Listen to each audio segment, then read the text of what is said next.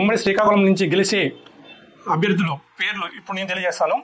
ఇచ్చాపురం నుంచి టీడీపీ నుంచి బెండాలం అశోక్ గారు గెలిచే అవకాశం ఉంది. వైసీపీ నుంచి ప్రియా విజయ్ గారు గట్టి పోటీ ఇస్తున్నారు. అయినా సరే ఇక్కడ టీడీపీ జెండా ఎగిరే అవకాశం ఎక్కువ కనిపిస్తున్నాయి. సెకండ్ నియోజకవర్గం 2 పలాస నుంచి సీది అప్పలరాజు గారు వైసీపీ నుంచి పోటీ చేస్తున్నారు. టీడీపీ నుంచి గౌతి శిరీష గారు పోటీ చేస్తున్నారు. ఇక్కడ పలాసలో వైసీపీ గెలిచే అవకాశాలు ఎక్కువ కనిపిస్తున్నాయి. శిరీష గారు గట్టి పోటీ చేస్తున్న అప్పలరాజు గారికి ఉన్న ఇమేజ్ చూద్దాం. కూటమి ఇక్కడ ఏమాత్రం పోటీ ఇస్తుందో. తర్వాత టెక్కలి టీడీపీ కంచుకోట. టెక్కల్లో ఈసారి కింజరపు అచ్చెన్నాయుడు గారు పోటీ గెలిచే అవకాశాలు, అసెంబ్లీలో అడుగుపెట్టే అవకాశాలు ఎక్కువ కనిపిస్తున్నాయి. దువ్వాడ శ్రీనివాస్ గారు వైసీపీ నుంచి గట్టి పోటీ ఇస్తున్నా సరే అక్కడ ఉన్న కింజారపు అచ్చెన్నాయుడు గారి ఇమేజ్ ఆయన గెలిచే అవకాశాలు ఎక్కువ కనిపిస్తున్నాయి. తర్వాత పాతపట్నం నుంచి వైసీపీ అభ్యర్థి రెడ్డి శాంతి గారు గెలిచే అవకాశాలు కనిపిస్తున్నాయి. చాలా తక్కువ మెజార్టీతో గెలిచే అవకాశాలు ఉన్నాయి. అక్కడ టీడీపీ అభ్యర్థి మామిడి గోవిందరావు గారికి లోకల్గా టీడీపీ కొంతమంది సపోర్ట్ చేయకపోవడంతో ఆయన విజయ అవకాశాలు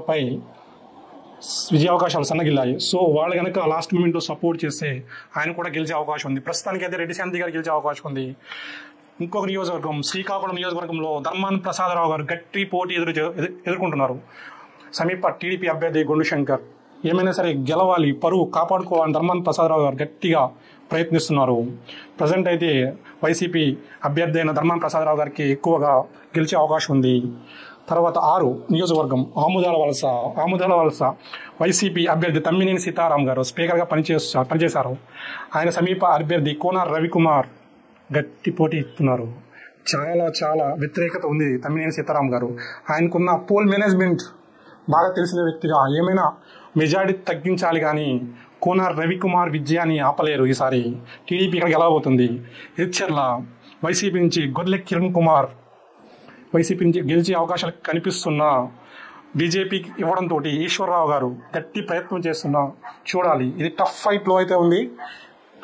ఎడ్జ్ అయితే కిరణ్ కుమార్ గారికి ఉంది. ప్రజెంట్ అయితే కీన్ కాంటెస్ట్లో ఈ హోరాహోరాలో పెడుతున్నాము. రిజల్ట్ ఏదైనా కావచ్చు. ప్రస్తుతానికి అయితే గొర్రె కిరణ్ కుమార్ గారికి ఎడ్జ్లో ఉంది. తర్వాత నరసన్నపేట ఇక్కడ ధర్మాన కృష్ణదాస్ గారు వైసీపీ నుంచి 2019లో గెలిచారు. ఇక్కడ బొగ్గు రామమూర్తి గారు టీడీపీ నుంచి పోటీ చేస్తున్నారు. ఇక్కడ టఫ్ ఫైట్లో కూడా నరసన్నపేట నుంచి టీడీపీ అభ్యర్థి బొగ్గు రామమూర్తి గారు పోటీ చేసి గెలుపొందే అవకాశాలు ఎక్కువ కనిపిస్తున్నాయి. నియోజకవర్గం 9 రాజాం ఎస్సీ ఇక్కడ టీడీపీ అభ్యర్థి కొండ్రు మురళీమోహన్ గారు వైసీపీ అభ్యర్థి తాలా రాజేష్ గారు గట్టి పోటీ ఇస్తున్నారు. అయినా సరే టీడీపీ విజయాన్ని ఇక్కడ అడ్డు వేసే ప్రసక్తే లేదు. ఈసారి ఇక్కడ రాజ్యంలో టీడీపీ గెలిచే అవకాశాలు, భారీ మెజారిటీ వచ్చే అవకాశాలు మెండుగా కనిపిస్తున్నాయి. పాలకొండ ఉమ్మడి శ్రీకాకుళంలో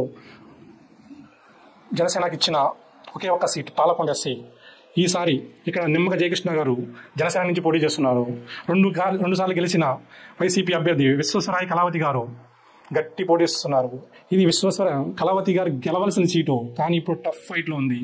జయకృష్ణ గారు కొద్దిగా ఎడ్జ్లో ఉన్నారు. చూద్దాం. ఇది కూడా కీన్ కాంటెస్ట్లో ఉంచాం. మొత్తం 10 సీట్లు ఉమ్మడి శ్రీకాకుళంలో 10 సీట్లు ఉంటే 10 నియోజకవర్గాల్లో 4 టీడీపీ 4 వైసీపీ గెలిచే అవకాశాలు ఉన్నాయి. 2 keen contest. Etcherla and Palakonda keen కాంటెస్ట్లో ఉన్నాయి. చూద్దాం ప్రజలు ఎవరిని గెలిపిస్తారు. Thank you very much.